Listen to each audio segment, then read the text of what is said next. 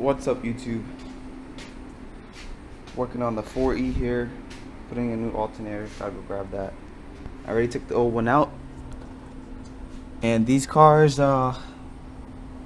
similar to, this is a 4E FTE, so but it's similar to the 3E and the 5E engines, and probably most front wheel drive Toyota compact small cars. So yeah, the alternator comes out right here, connected to the serpentine belt, to the pulley.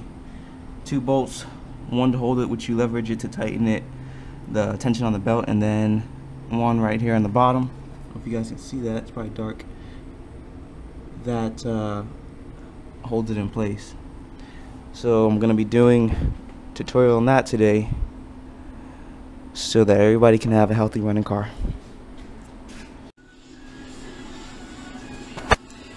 Alright, so I got everything laid out here in my garage. What you're gonna need, just a wrench, 14, you're gonna need a 14 millimeter, because you're gonna have to hold one bolt, which is this one, and you gotta hold this nut while you tighten it under the car.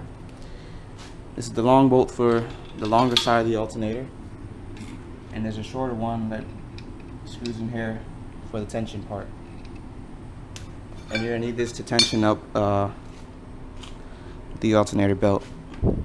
So yeah, this is basically all you need. Alright, so you don't have to, but I went ahead and took off the wheel just to give you more room. Get a better view of it under here. And it'll make the job easier. Down here, see what we can see. Alright, so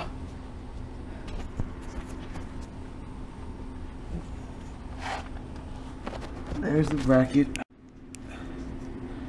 There's the bracket. And here's the mount. You see. So yeah, once you put it in and get this bolt in, then you can go up top, tighten this one up, tension it, plug in connectors. Alright, so we just got the alternator in. It was an eBay part, so I had to grind it down a little bit on the mounting part, because there's excess metal. So now all we do is put in this bolt that connects up here on this mount.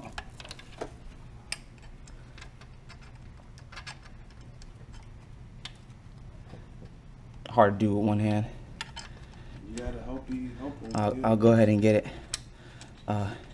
and show you guys after that. But after you do that, I'm gonna show you how to tension it, and your job is done. You'll be back on the road. Okay, so to tension it, you're gonna want to get yourself either a long screwdriver. I like to use the crowbar, the wrecking bar.